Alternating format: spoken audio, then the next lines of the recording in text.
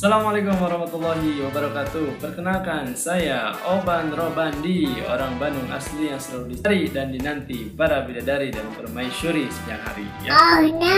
Oke, selamat datang dan selamat bergabung di channel Oban Robandi Jalin Kisah. Nah, di channel ini kita akan menceritakan pengalaman di berbagai aspek kehidupan yang mudah-mudahan dapat menginspirasi sobat semua karena ini adalah kisah nyata. Jika berkenan, ikuti channel ini. Jangan lupa subscribe, like, komen, dan tombol loncengnya ditekan ya.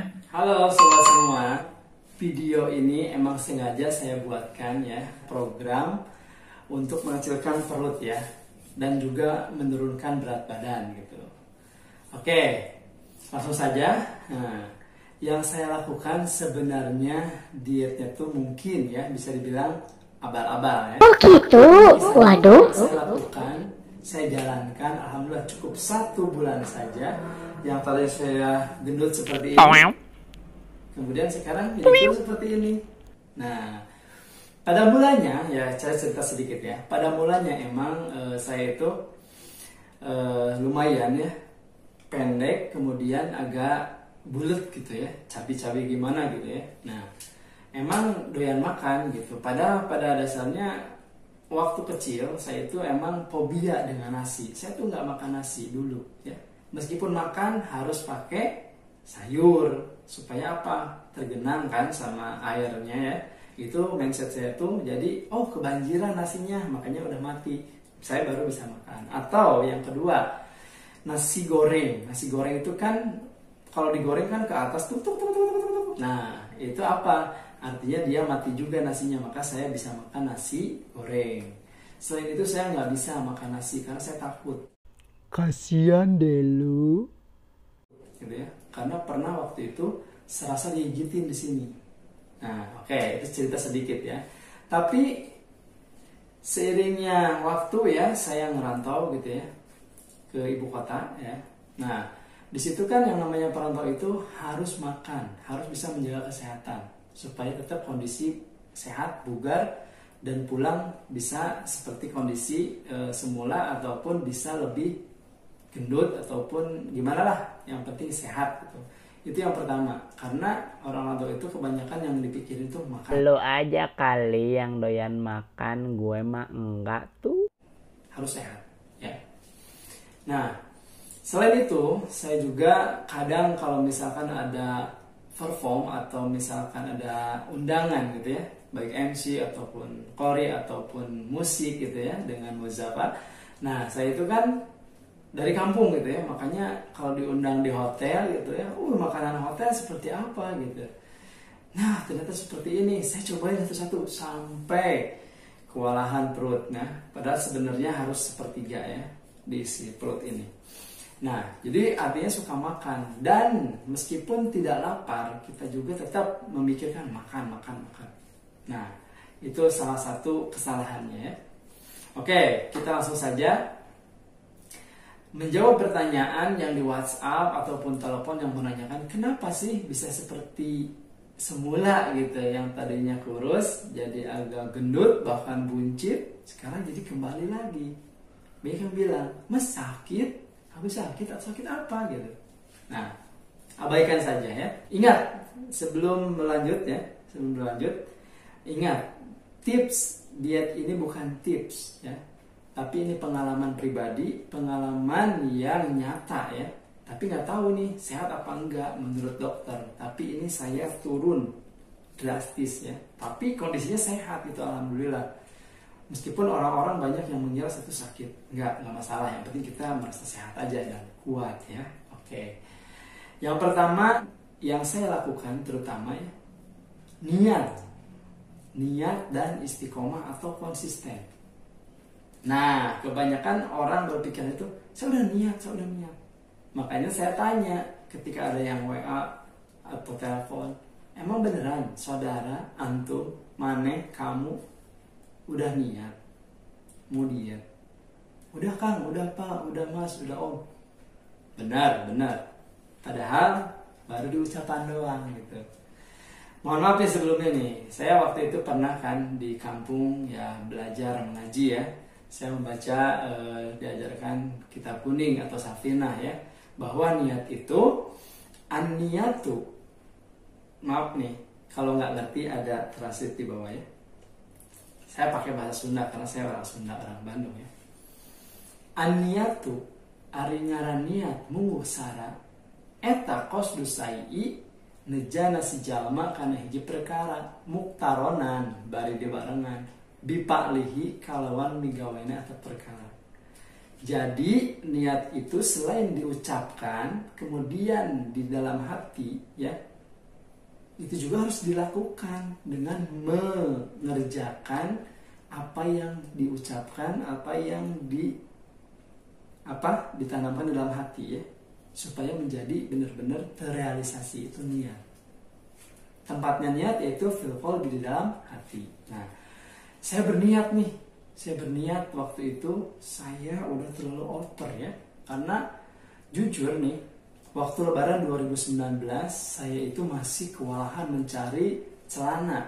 Kalau waktu zamannya dulu waktu muda ya, nah yang dicari itu merek dulu sebelum size, karena size-nya udah pasti masuk. Tapi sekitar 2015, 16, 17, 18, 19 itu yang dicari size dulu. Merek nggak jadi masalah, yang penting muat aja dulu buat baju baru ya, celana baru. Nah, susah banget, kewalahan. Makanya yang pertama harus diniatkan. Niat di dalam hati ingin mengecilkan perut atau badan ya, menurunkan berat badan. Niat dan istiqomah atau konsisten. Itu yang saya lakukan. Kemudian yang kedua yang saya lakukan yaitu merubah mindset yang tadinya ingat makan menjadi ingat makan ketika lapar. Itu saya dapat ilmu ini dari Agim ya, ketika berceramah, tapi bukan tentang diet ya, tapi tentang syukur. Itu seperti cuplikannya. Rasulullah Sallallahu Alaihi Wasallam berhenti makan sebelum kenyang. Beliau pun menganjurkan perut dibagi tiga, sepertiga untuk makanan, sepertiga untuk air, sepertiga untuk udara, dan makan adalah sekedar untuk menegakkan tulang punggung supaya bisa ibadah. Artinya Rasulullah sangat mempertimbangkan tentang makanan. Mengapa terjadi obesitas, kegemukan? Karena kita memakan lebih daripada yang diperlukan oleh tubuh kita, sehingga tersimpan dan menjadi sampah. Alangkah baiknya kita terus mengendalikan dan mengontrol makanan kita. Tidak setiap lapar harus makan, dan tidak setiap makan harus kenyang. Berhenti makan sebelum kenyang itulah yang terbaik.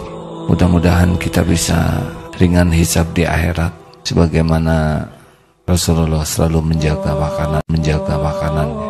Jangan terkecoh oleh mata, lapar mata tidak bisa dipertanggungjawabkan oleh perut.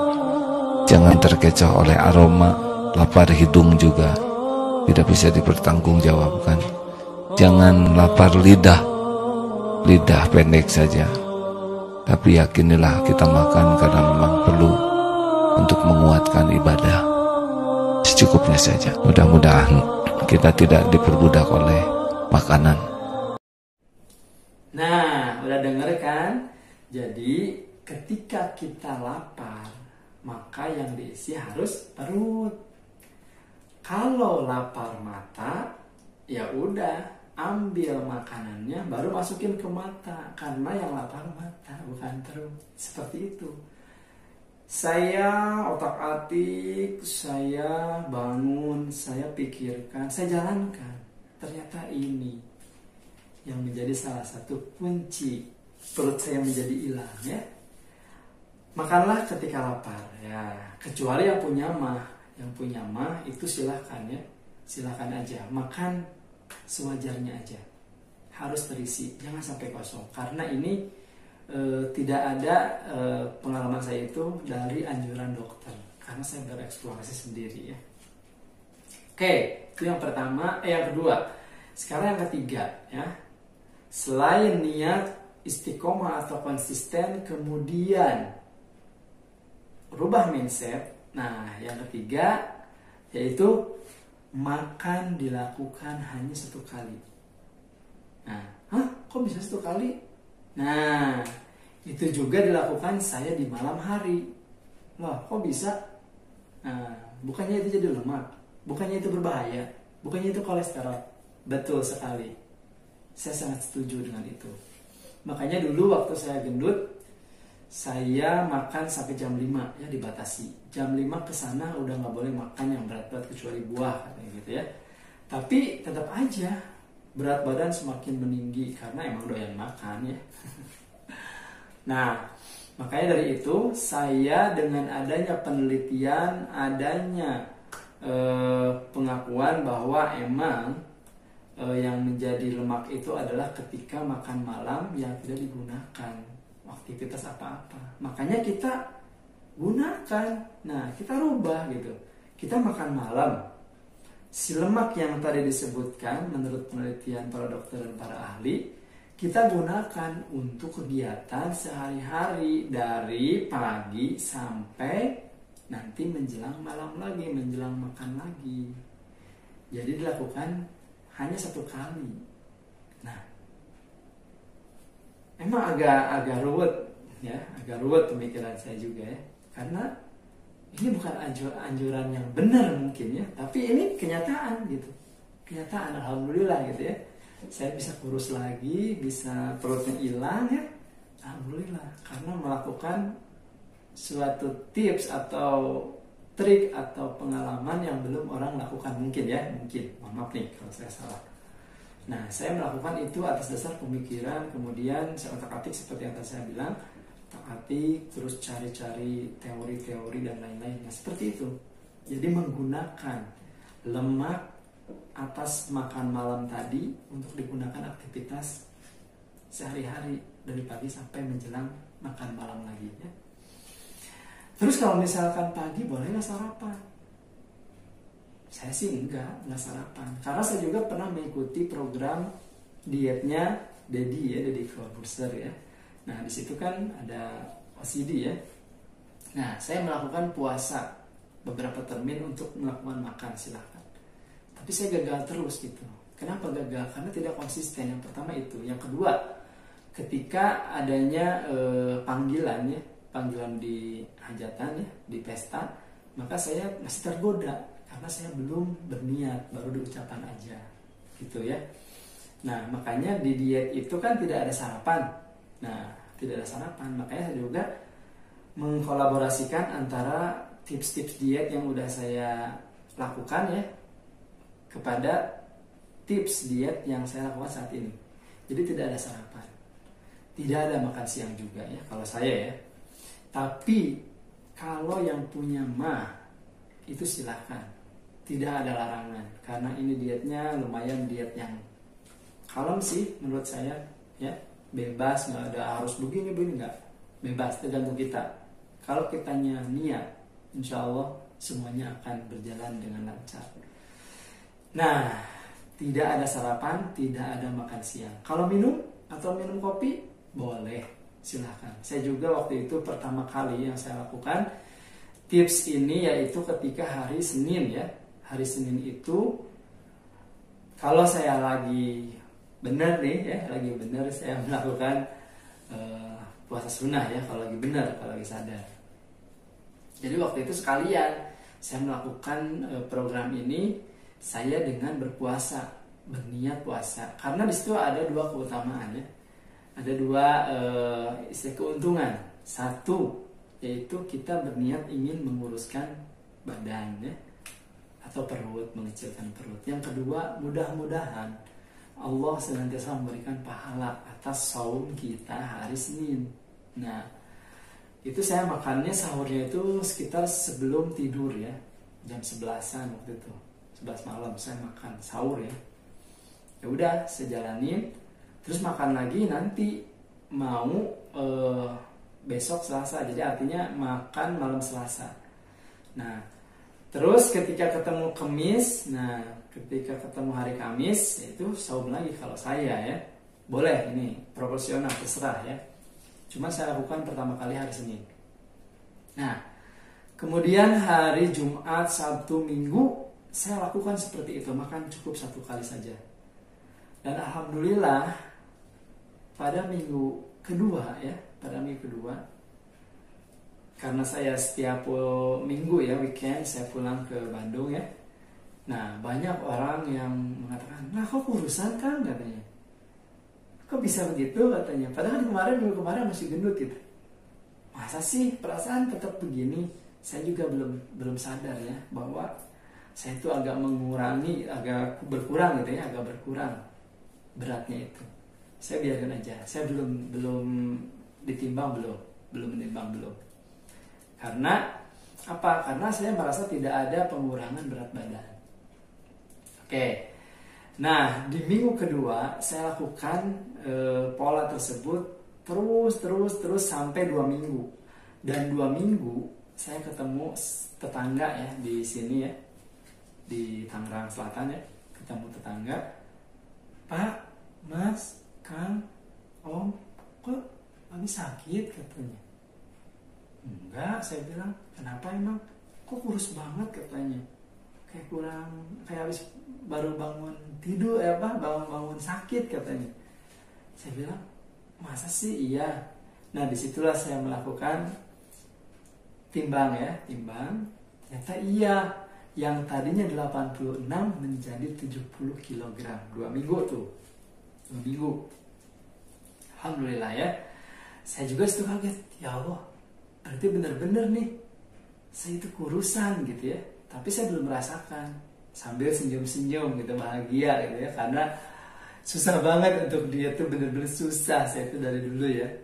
Makanya kemarin-kemarin alhamdulillah, 70 kilo, alhamdulillah ya. Nah, di situ semakin yakin saya lakukan terus sampai pada 1 bulan. 1 bulan saya makan setiap hari 1 kali di malam hari, tidak ada sarapan, tidak ada makan siang. Ya, alhamdulillah sobat semua, hasilnya cukup memuaskan gitu ya. Bahkan celana saya pun kedodoran semua, longgar semua. Saya ganti sekarang, size-nya menjadi 31 atau 32 ya. Takutnya nanti agak gemukan lagi dikit ya.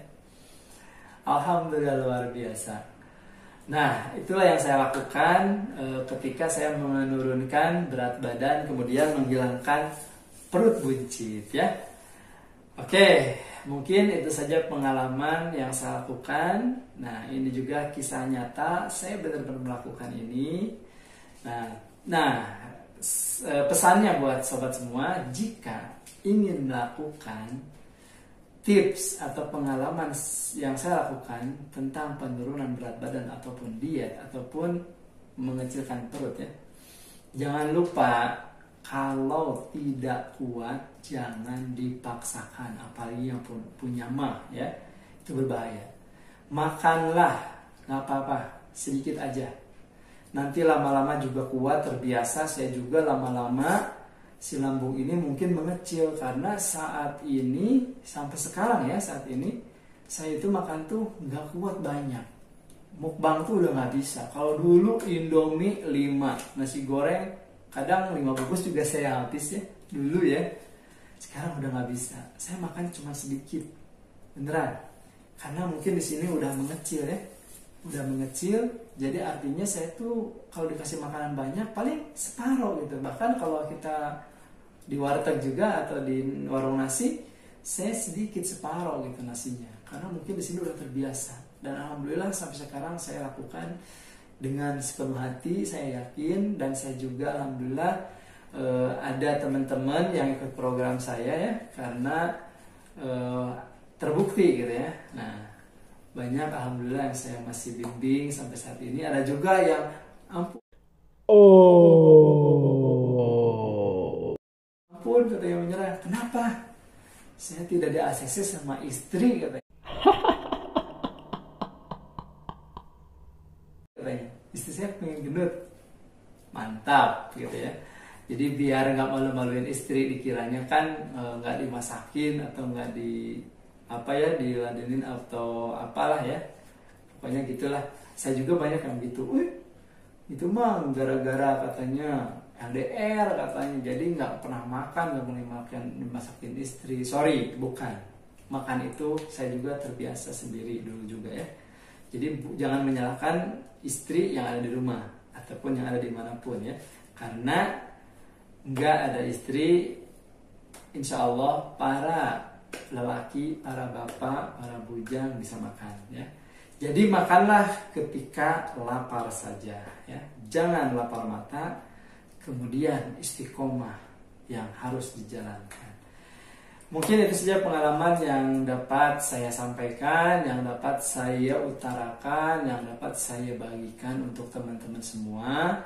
Jika berkenan dengan video selanjutnya, silahkan subscribe, jangan lupa loncengnya ditekan ya. Oke, demikian saat ini untuk video kali ini, mudah-mudahan bermanfaat bagi kita semua ya. Mohon maaf jika tips ini emang ngawur, bener ngawur. Jadi kalau menjalankan silahkan hubungi dokter kalau memang punya dokter pribadi ya. Ya, oke. Saya tutup. Billahi taufiq wal hidayah. Wassalamualaikum warahmatullahi wabarakatuh. Semangat kawan semua.